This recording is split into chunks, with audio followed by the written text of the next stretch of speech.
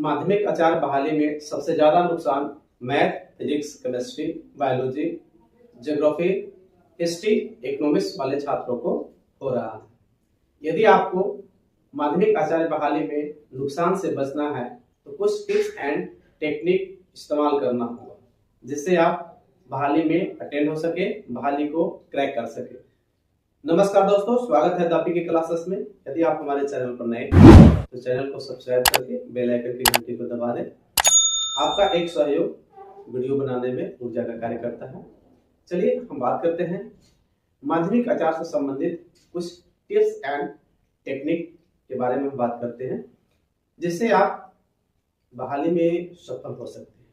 हम आगे बात करेंगे जो बीएड किए हैं उनके लिए भी बात करेंगे, जो बीएड करके एमए नहीं किए हैं उनके लिए भी हम कुछ बात करने वाले हैं। झारखंड सरकार द्वारा टीजीटी एवं पीजीटी की 8,900 पदों को समाप्त कर दी गई है। आप सभी जानते हैं सरकार का तर्क है कि न्यू एजुकेशन पॉलिसी में 9 to 12 के लिए एक ही शिक्षक बहाल होंगे, इसलिए टीजीटी और पीजीटी पोस्ट समाप्त कर दिया गया है और माध्यमिक आचार्य की बहाली लेंगे। लेकिन एनपी में न्यू एजुकेशन पॉलिसी में शिक्षकों की वेतन की कटौती की बात नहीं कही गई है। फिर भी सरकार वेतन लेवल क्रमशः 7-8 को समाप्त करके वेतन लेवल 6 पर बहाल कर रही है। इस समस्या पर है कि कम वेतन पर बहाली करना आने वाले पीढ़ियों के लिए उचित नहीं है। ये बात सरकार भी जानती है कि शिक्षकों को कम वेतन देना राज्य और समाज दोनों के लिए हानिकारक साबित हो सकता है। जैसा कि आप सभी जानते हैं पहले 11 विषयों की बहाली होती थी, लेकिन झारखंड के छात्रों द्वारा विरोध किया गया कि +2 स्तर पर अन्य विषयों की पढ़ाई होती है, लैंग्वेज की पढ़ाई होती है, क्षेत्रीय एवं जनजातीय भाषा की पढ़ाई होती है, कंप्यूटर की पढ़ाई होती है, तो शिक्षक की नियुक्ति क्यों नहीं की जा रही है। इसी को लेकर छात्रों द्वारा झारखंड हाईकोर्ट में एक याचिका तैयार की गई थी जिसमें कोर्ट के द्वारा ये डिसीजन आता है कि अन्य विषयों को भी शामिल किया जाए। और झारखंड सरकार द्वारा 2023 ईस्वी में विधेयक पारित किया जाता है कि 11 विषयों के अलावा, पहले 11 विषय जो होती थी उसके अलावा भी और 23 विषय की बहाली होगी, यानी कुल मिलाकर 34 विषयों की बहाली होने वाली है झारखंड में शिक्षकों की।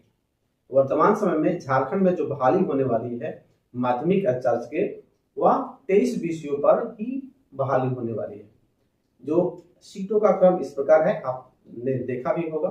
राजनीतिक शास्त्र में 221, समाज शास्त्र में 159, मनोविज्ञान में 53, मानव शास्त्र में 21, दर्शन शास्त्र में 19, गृह विज्ञान में 96, भूगर्भ शास्त्र में 32, एआई एवं कोडिंग के लिए 54, साइबर सिक्योरिटी के लिए 54, कंप्यूटर साइंस के लिए 131, बहुत ज्यादा सीट है 131, अप्लाइड इंग्लिश के लिए 54, उर्दू के लिए 92, संस्थाली के 83, बंगला के लिए 25, मुंडारी के लिए 10, हो के लिए 26, कुड़ुक के लिए 24, कुरमाली के लिए 10, नागपुरी के लिए 27, पंच परगनिया के लिए 10, खोरठा के लिए 18, उड़िया के लिए 4 और विशेष आचार्य की जो बहाली के लिए 150 सीट सेंक्शन किए गए हैं। वर्तमान समय में विशेष आचार्य वैसे शिक्षक बहाल होंगे जो दिव्यांग बच्चों को पढ़ाने के लिए वे ट्रेंड हुए हैं। विशेष शिक्षा में डिप्लोमा होता है, वही विशेष आचार्य में ये फॉर्म अप्लाई कर सकते हैं। कुल मिलाकर कहें तो 1373 सीटों पर अभी वर्तमान समय में बहाली होने वाली है। अभी हम बात करें कि किन छात्रों को नुकसान ज्यादा हो रहा है, तो साइंस वाले छात्रों को बहुत ज्यादा नुकसान हो रहा है वर्तमान समय में। इसके अलावा अप्लाइंग जो सोशल साइंस है, जैसे कि इकोनॉमिक्स हो गए, हिस्ट्री हो गए, ज्योग्राफी हो गए, इन छात्रों को बहुत ज्यादा नुकसान होने वाला है क्योंकि अभी फिलहाल ये इन सभी विषयों की बहाली नहीं हो रही है और फ्यूचर में कब होगी, क्या होगी, ये तो कहा नहीं जा सकता है। लेकिन अभी वर्तमान समय में जो क्रिएट किए हुए हैं इस सब्जेक्ट से, उनको बहुत ज्यादा नुकसान हो रहा है वर्तमान समय में। आगे हम बात करेंगे कि आप क्या करेंगे, वैसे छात्र क्या करेंगे, फायदा किनको हो रहा है। अभी वर्तमान समय में करंट में फायदा किनको है, तो जो 23 आप सब्जेक्ट देख रहे हैं वर्तमान समय में, जो एक लिस्ट आपको बताया गया कि किन किन सब्जेक्ट में अभी बहाली होनी है, इन छात्रों को अभी विशेष रूप से बहाली होने वाली है, लेकिन क्योंकि करेंट है। लेकिन इन छात्रों को बीएड के अलावा एमए करना अनिवार्य है क्योंकि अभी वो जो वर्तमान समय में बहाली होनी है +2 स्तर के बहाली होनी है। तो वैसे छात्र जो बीएड किए हुए हैं, जो ग्रेजुएशन और बीएड किए हुए हैं, वे छात्र इसमें शामिल नहीं हो सकते हैं। उसके लिए आपको क्या करना होगा, पीजी भी करना होगा, तभी आप एलिजिबल हो सकते हैं +2 के लिए। अब हम बात करने वाले हैं कि कौन सा कोर्स करें जैसे तत्काल बेनिफिट हो।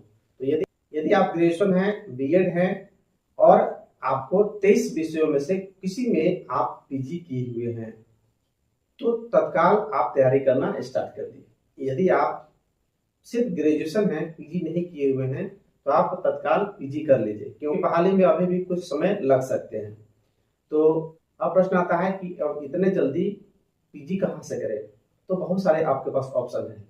आप ओपन यूनिवर्सिटी देख सकते हैं, प्राइवेट यूनिवर्सिटी देख सकते हैं, या कोई यूनिवर्सिटी सेशन लेट चल रहा हो और उसमें यदि आप एडमिशन लेते हैं, जल्दी रिजल्ट दे देता है, तो उसमें भी आप ले सकते हैं।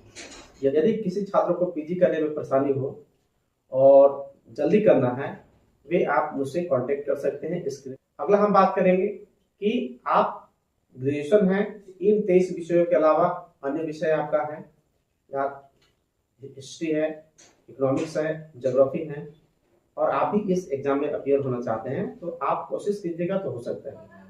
बहुत सारे यूनिवर्सिटी हैं जो आपको, बहुत सारे ओपन यूनिवर्सिटी हैं, प्राइवेट यूनिवर्सिटी हैं जो आपको डिग्री दे देते हैं लैंग्वेज में। आप जैसे कि संस्थालय ले सकते हैं, उर्दू ले सकते हैं, मुंडारी ले सकते हैं, कुड़ुक ले सकते हैं, भो लग सकते हैं, कुरमानी ले सकते हैं, पंचपरगनिया ले सकते हैं। बहुत सारी यूनिवर्सिटी कराती है लैंग्वेज को।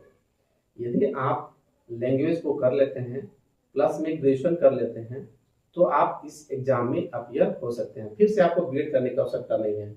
हम बार बार कह रहे हैं कि बहाली में विलंब हो सकती है, हो सकता है, झारखंड है, होता है, हो सकता है कि आपका फॉर्म भरते भरते कई बार कैंसिल भी होता है, कई बार विवाद भी होता है, तो आते आते आपका रिजल्ट हो जाए, आप अपीयर हो सकते हैं। तो प्रयास करने में कोई हर्जा नहीं है। अब इसके नोटिफिकेशन की बात करें तो नोटिफिकेशन आने में वक्त लगेगा। हाँ, जो विद्यार्थी इन 23 विषयों में से ग्रेजुएशन किए हैं, पीजी किए हुए हैं, वे अभी से तैयारी करना स्टार्ट कर दें, क्योंकि आप धीरे धीरे तैयारी करेंगे तो आपकी तैयारी जो है अच्छी होगी और आपको विषय में पकड़ बनेगा। बाकी इस बहाली के संबंध में आपका क्या विचार है? आपके पास यदि इस बहाली के संबंध में कोई क्वेश्चन है तो आप मुझे कमेंट करके बताइए, आपको हम रिप्लाई जरूर करेंगे। मिलते हैं अगले वीडियो में, तब तक धन्यवाद।